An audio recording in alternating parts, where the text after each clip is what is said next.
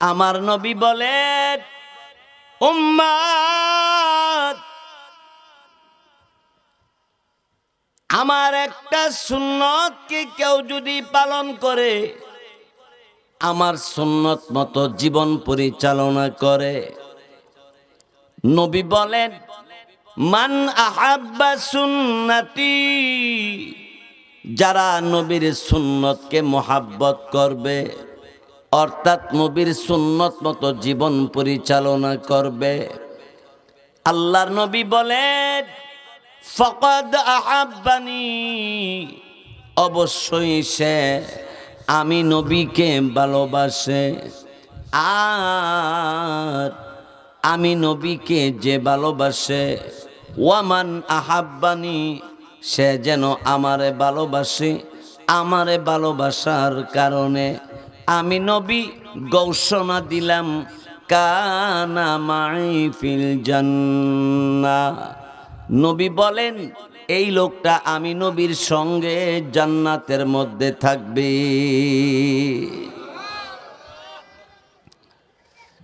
বাইসব আমার বন্ধুরা, আমার আপনার আমার নবীর সুন্নত পালন করতে বড় সহজ, আমল করলে মর্যাদা অনেক বেশি। নবীর সুন্নত, মাথায় টুপি দিলেন, এটা নবীর সুন্নত, সুবহানাল্লাহ বলেন। পাঞ্জাবি পরলেন, এটাও নবীর সুন্নত, আল্লাহু আকবার। নবীর সুন্নত মতো জীবনকে পরিচালনা করলে আল্লাহ পাক রব্বুল আলামিন তিনি বলেন, আলা সিরাতিম মুস্তাকিম, নবীজি আপনি জান্নাতের পথে আছেন, সহজ সরল পথে আছেন। আমার ভাইয়েরা, ঠিক তেমনি ভাবে আমিও আপনিও যদি নবীর সুন্নত মতো জীবন পরিচালনা করি, তাহলে নবী যেই পথে জান্নাতে যাবেন, আমিও আপনিও ওই নবীর সাথে ওই জান্নাতের প্যাসেঞ্জার হওয়ার জন্য আল্লাহ তাআলা সুযোগ করে দিবে। নবীর সুন্নত মতো জীবন পরিচালনা করা। খাবার খাইতে বসছেন, এখানে নবীর সুন্নত আছে, খাবার খাইবেন, এখানে কতগুলি সুন্নত আছে। এর মধ্যে একটা সুন্নত হইল দুনো হাত সুন্দর করে ধৌত করে নেওয়া, এটা নবীর সুন্নত, কবজি পর্যন্ত। তারপরে একটু কুলি করা, এটাও নবীর সুন্নত। খাবারের প্লেট যেখানে রাখবো, এর নিচে কম দামি হোক আর বেশি দামি হোক, একটা দস্তরখান বিছায়া রাখা। দস্তরখানের মধ্যে ভাত বা কিছু পড়লে এটা উঠাইয়া খাওয়া, এটা নবীর সুন্নত।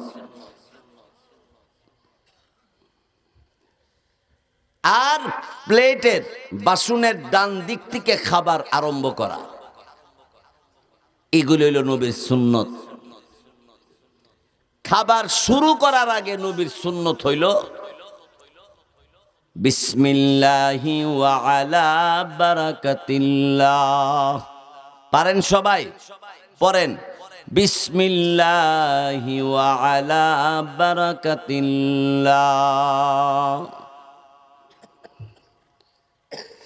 এই ভাই, নবীর সুন্নতের ভিতরে আপনি যদি থাকেন, আল্লাহ আপনার আমার প্রতি রাজি থাকবেন।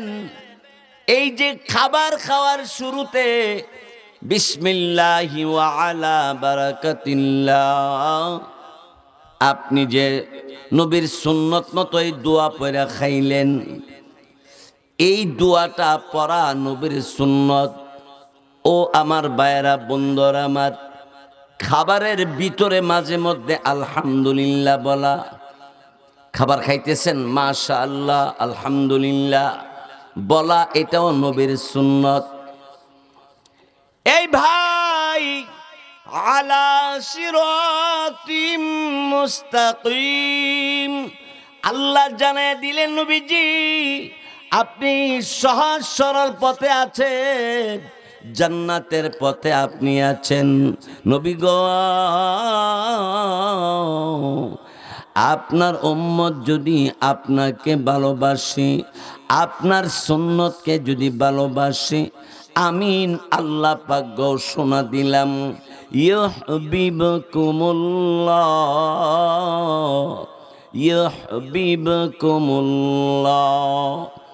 আল্লাহ পাক যখন দেখবে বান্দার বান্দি পুরুষ বা নারী নবীর সুন্নত মতো জীবনকে পরিচালনা করি, আল্লাহ রব্বুল আলামিনের পক্ষ থেকে ঘোষণা দিয়া দেয় ইউহিব্বুকুমুল্লাহ, তুমি আমার বন্ধু হয়ে গেছ। নবীর সুন্নতের উপরে যারা আমল করে তারারে আল্লাহ নিজে বন্ধু বানায় নেয়। জোরে কোন সুবহানাল্লাহ। ভাইজান আমার, এরপরে আল্লাহ রাব্বুল আলামিন বলেন ওয়ায়াগফির লাকুম যুনুবাকুম, ওয়ায়াগফির লাকুম যুনুবাকুম ওয়াল্লাহু গফুরুর রহিম। আল্লাহ রাব্বুল আলামিন বলেন আমার নবীর সুন্নত মতো জীবন যারা পরিচালনা করবে, আমি আল্লাহ ঘোষণা দিলাম তার জীবনের গুনাহ খাতা আমি আল্লাহ মাফ করিয়া দিব। তাহলে ভাইয়েরা আমার, বন্ধুরা আমার, নবীর সুন্নত মতো আমার সময়টা পার করতে হবে। ঘুমাতে যাবেন, এখানেও নবীর সুন্নত আছে। ডান কাতে শুইবেন, এটা নবীর সুন্নত। ঘুমাইবার আগে দোয়া আছে, আছে না নাই? আল্লাহুম্মা বিসমিকা আমুতু ওয়া আহইয়া। এই ভাই, এই দোয়া পরে আপনি ঘুমের ঘরে ঘুমাইলেন, নবীর সুন্নত আদায় হয়ে গেল। এই ঘুমন্ত অবস্থায় তোমার যদি মরণ হইয়া যায়, আল্লাহর কাছে নবীর একটা তাজা সুন্নত নিয়ে তুমি হাজির হইতে পারলে, আল্লাহ বলবে উম্মত, দুনিয়ার জমিনে যত গুনাহ করেছিলি, কিন্তু ঘুমের আগে আমি আল্লাহ পাকের নাম নিয়া নবীর সুন্নত মতো তুই ঘুমের ঘরে ঘুমাইয়াছিলি, আমি আল্লাহ তোরে ঘুমের ঘর থেকে নিয়ে এসেছি। নবীর একটা সুন্নতের খাতিরে আমি আল্লাহ তোরে মাফ করে দিলাম। আল্লাহু আকবার বলি, আরো জোরে বলে আল্লাহু আকবার, মুহাব্বতে বলে আল্লাহু আকবার। বাইসব আমার, বন্ধুরা আমার, এরপরে আপনার আমার নবী রাহমাতুল লিল আলামিনের সুন্নত আরো আছে, আছে না নাই? ঘুমের ঘর থেকে ওঠার পরে, জাগ্রত হওয়ার পরে ওই দোয়াটা পড়া, আলহামদুলিল্লাহিল্লাযী আহইয়ানা বা'দামা আমাতানা ওয়া ইলাইহিন নুশুর। পড়েন সবাই, আলহামদুলিল্লাহিল্লাযী আহইয়ানা বা'দামা আমাতানা ওয়া ইলাইহিন নুশুর। সমস্ত প্রশংসা আল্লাহর জন্যে। ঘুমের আগে আল্লাহর নাম নিয়ে ঘুমাইলেন, ঘুম থেকে উঠে আল্লাহর প্রশংসা করলেন, এটা নবীর সুন্নত। ও আমার ভাইয়েরা, বন্ধুরা আমার, এই ঘুম থেকে উঠে আল্লাহর প্রশংসা যখন আপনি করেন, আল্লাহ পাক রাব্বুল আলামিন ফেরেশতাদেরকে সাক্ষী রাইখা বলে, ফেরেশতারা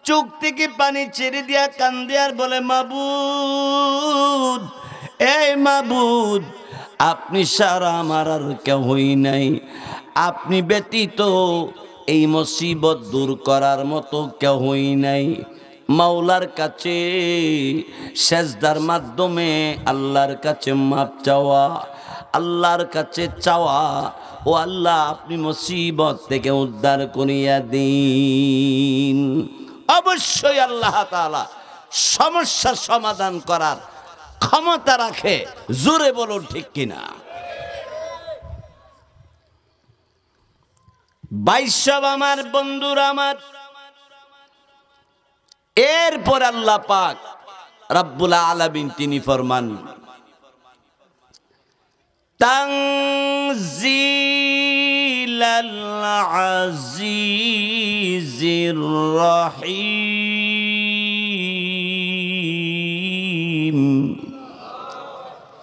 তানজিলাল আজিজির রহিম।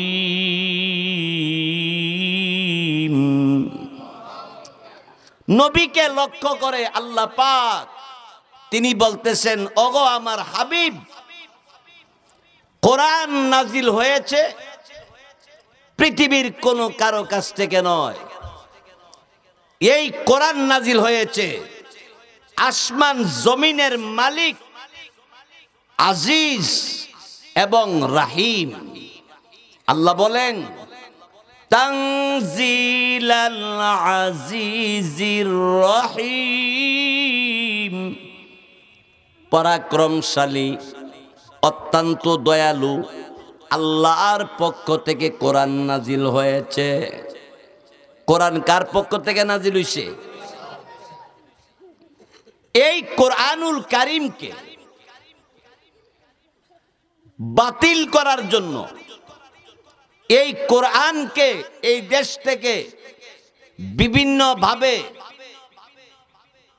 নাস্তিক মুরতাদেরা ষড়যন্ত্র চালাচ্ছে। আপনারা বলেন তো, এই কোরআন যদি কেউ উৎখাত করতে চায়, পারবে কেউ কোরআন উৎখাত করতে? আর একটু জোরে কর, কেন পারবে না? এই কথাটা আল্লাহ কোরআনের মধ্যে উল্লেখ করেছেন।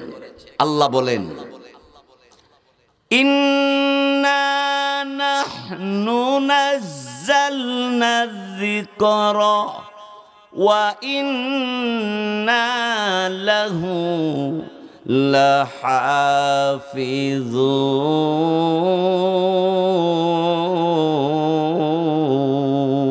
লাহাফিজুন। আল্লাহ পাক রব্বুল আলামিন তিনি বলেন, নিশ্চয়ই আমি আল্লাহ কোরআন নাজিল করেছি, আর এই কোরআনকে হেফাজত করব আমি মহান আল্লাহ। সুবহানাল্লাহ বলেন। কোরআন হেফাজত করবে কে? আরো জোরে বলেন। কোরআন যে সত্য এটা সবাই জানে, যাই না ও কোরআন মানে না কেন?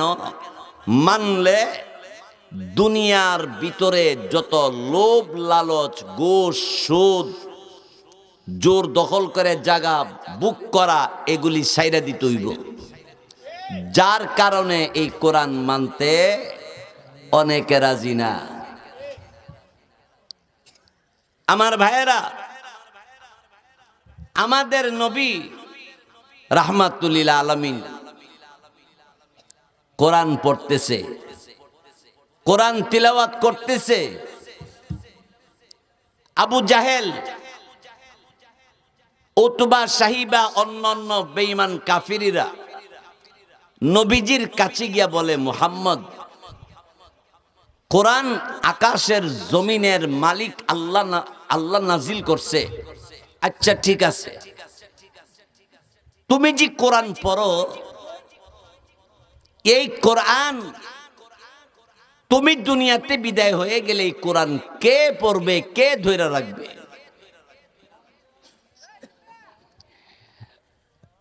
ভাইয়েরা আমার, বন্ধুরা আমার,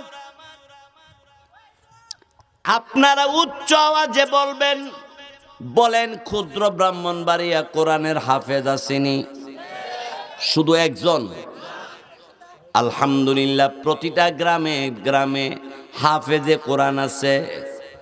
হাফেজ সাহেবরে এক্সরে করলে বুকে কি সমস্যা ধরা পড়ে, আল্ট্রাসাউন্ড করলে পেটে কি সমস্যা ধরা পড়ে, মাথা সিটি স্ক্যান করলে মাথায় কি সমস্যা ধরা পড়ে, জিহ্বা পরীক্ষা করলে কি সমস্যা ধরা পড়ে। কিন্তু কোরআনুল কারীম হাফেজ সাহেব শুরু থেকে শেষ পর্যন্ত একটানে মুখস্থ শুনাইয়া দেয়, কোনো মেশিনে ধরা পড়ে না। আল্ট্রাসাউন্ড তো ধরা পড়ে না, সিটি স্ক্যানও ধরা পড়ে না, এক্সের মধ্যে ধরা পড়ে না। তাইলে কোরআন যে আল্লাহ হেফাজত করবেন, এটা কোন জায়গাতে কিভাবে আল্লাহ লুকায় রাখছে, এটা আল্লাহই ভালো জানে। জোরে বলুন ঠিক কিনা? আমার যেমন দুইটা হাত, আপনারা এমন দুইটা হাত। আমার যেমন দুইটা পাও, আপনারও দুইটা পাও। একজন হাফেজ সাহেবেরও দুইটা হাত, দুইটা পাও। আমার আপনার যেমন জিহ্বা, হাফেজ সাহেবেরও এমনই জিহ্বা। কিন্তু হাফেজ সাহেব কোরআনের শুরু থেকে শেষ পর্যন্ত একটানে শুনাইয়া দেয়। এটা কোন জায়গা থেকে বার হয়, কেমনে হয়, এটা আল্লাহ পাক বলেছেন, ওয়া ইন্না লাহু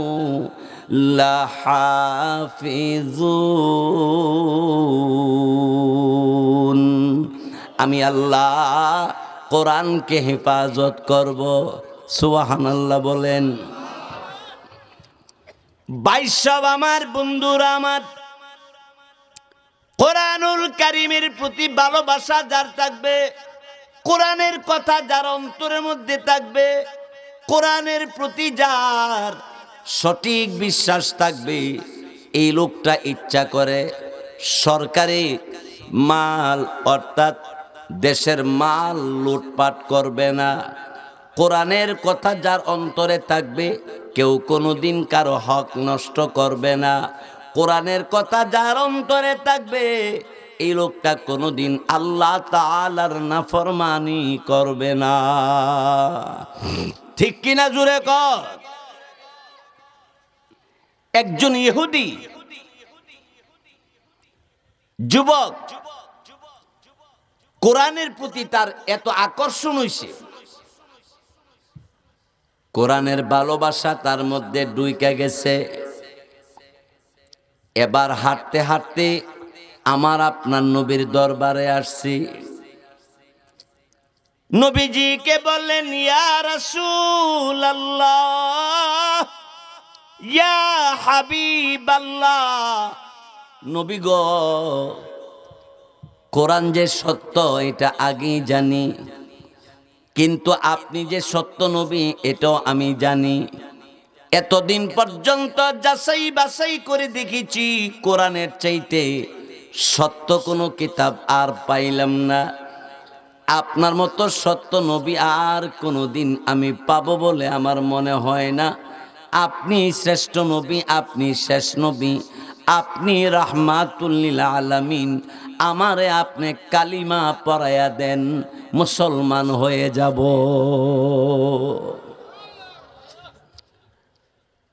আমার আপনার নবী তারে কালিমা পড়াইয়া মুসলমান বানাই দিছে।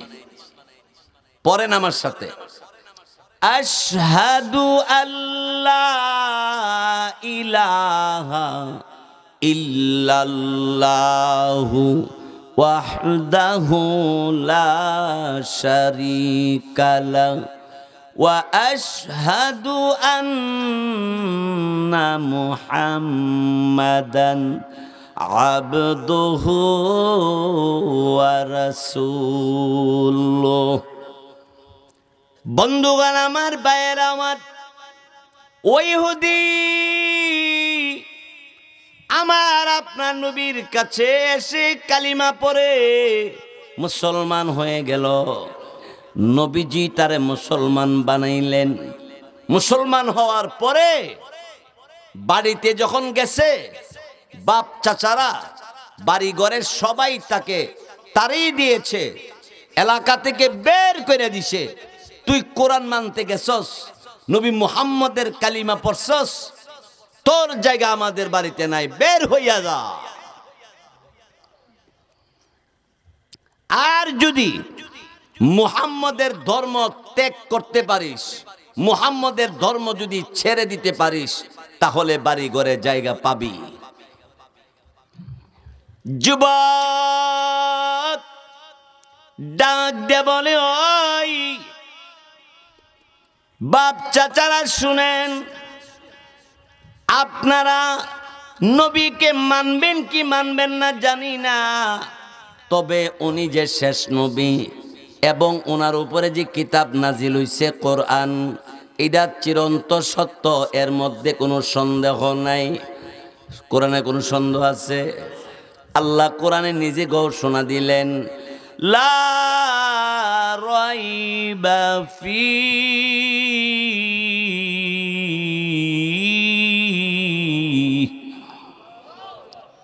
কোরআনের মধ্যে কোনো সন্দেহ নাই, কোনো ভুল নাই।